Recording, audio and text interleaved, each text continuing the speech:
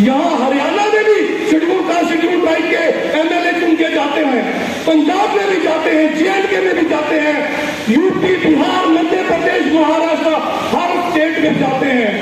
लेकिन जब हम पर अत्याचार होता है, जब हमारे आरक्षण पे अटैक होता है, जब हमारे संविधान की धज्जियां उड़ाई जा रही होती है, तब ये मूक दर्शक बने, गूंगे, बहरे, भांगे जाने वाले जानवर बने बैठे रहते हैं। एक व्यक्ति भी आवाज नहीं उठाता। पिछले करीब 9 साढ़े 9 साल से लगातार भाजपा संसद में हमारे हकों की धज्जियां उड़ा रही है, पार्लियामेंट में हमारे संविधान को तार-तार कर रही है। लेकिन ये 131 एमपी और इनके साथ अगर ओबीसी भी के भी डाले तो आधे से ज्यादा एमपी हमारी बर्बादी का तमाशा देख रहे हैं, हमारा मजाक उड़ा रहे हैं, हमारा बाबा साहब का संविधान का मखौल बना के वहां बैठे हुए हैं। ये इस संविधान का प्रोडक्ट जो है बाबा साहब के शब्दों में मैंने बता दिया। और अगर साहब कांशीराम की बात करूं, अगर डीके खापटे जी के भाषणों की बात करूं, तो वो इनको कहते थे रिजर्वेशन बास्टर्ड्स, आरक्षण से नाजायज पैदा हुई औलादें, ये कुछ नहीं करेंगी, ये जहां जाएंगी सिर्फ अपना स्वार्थ देखेंगी, आपके हित का कोई काम नहीं करेंगी। जब हम इस तरह का सिनेरियो पूरे भारत में देखते हैं, जब इस तरह के हालात हम पूरे भारत में देखते हैं, तो हमें ये बात समझ जानी चाहिए कि संविधान बढ़िया तो था, मगर बाबा साहब ने बता दिया था जिन हाथों में होगा वैसा ही होगा।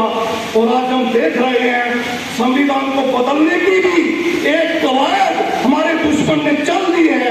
अक्सर आप सोशल मीडिया में देख रहे होंगे, हालांकि मेन स्ट्रीम मीडिया में बैठ के वो डिनाई करते हैं, लेकिन बड़ी देर से वो कह रहे हैं हम इसको हिंदू राष्ट्र घोषित करेंगे और एक नया संविधान लेके आएंगे। अब जब collectively SC ST OBC minority का हमला इस बात पर इन मनुवादियों पर हुआ, तो अब ये हिंदू शब्द छोड़कर सनातन पे चले गए।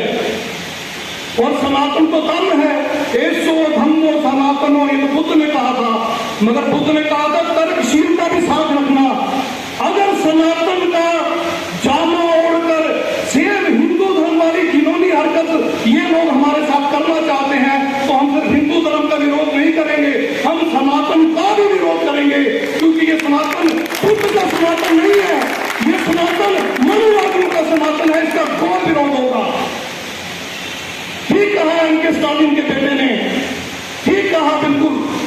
ये जो हिंदू धर्म या सनातन धर्म है ये एक बीमारी की तरह है। और ए राजा ने तो कहा ये तो HIV एड्स की तरह है, ये तो लेप्रोसी की तरह, कुष्ठ रोग की तरह है। और मल्लिकार्जुन खड़गे के बेटे ने भी कहा कि जो धर्म हमें बराबरी नहीं दे सकता वो धर्म हो ही नहीं सकता, वो सिर्फ एक बीमारी हो सकता है, उससे निजात पानी होगी।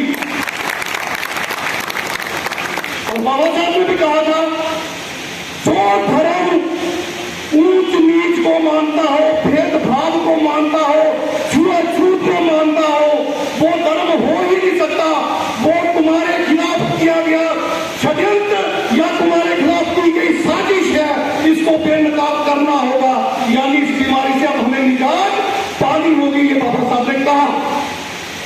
तो करना क्या होगा? आज के इस दिन में हमें क्या डिसीजन लेना होगा?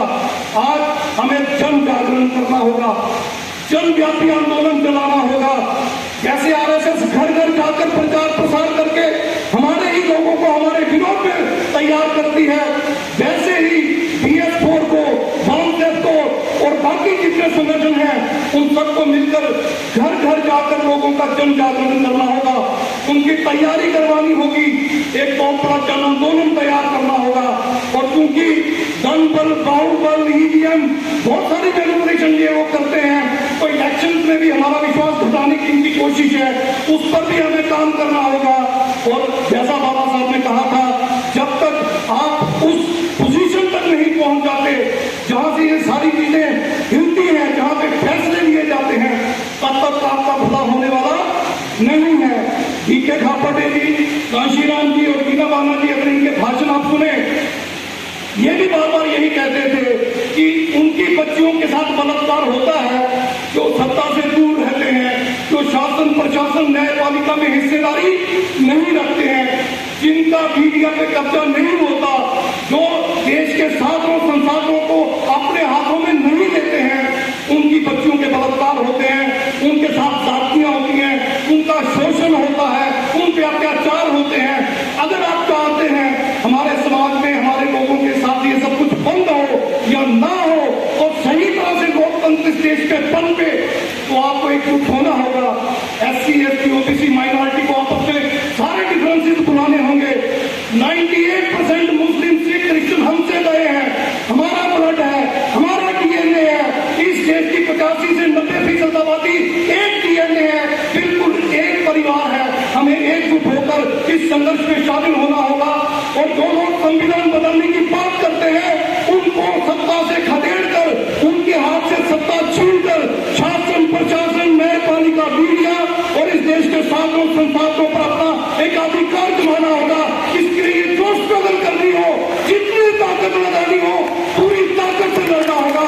यह अपनी तरह है बाबा साहब के साथ, उनके संविधान के साथ, उनके दिए हुए हकों के साथ किसी तरह का भेदभाव, किसी तरह का षड्यंत्र, किसी तरह की छेड़छाड़ हम बर्दाश्त नहीं करेंगे। हम एकजुट होंगे, हम लड़ेंगे। आइए अहद करें और इस अहद के साथ हम यहाँ से जाएं कि पूरे समाज को तैयार करके अब हम दुश्मन के सामने आमने सामने की लड़ाई लड़ेंगे और जीतेंगे और बाबा साहब के, फूले साहब के सपने को पूरा करेंगे। इन्हीं शब्दों के साथ साथियों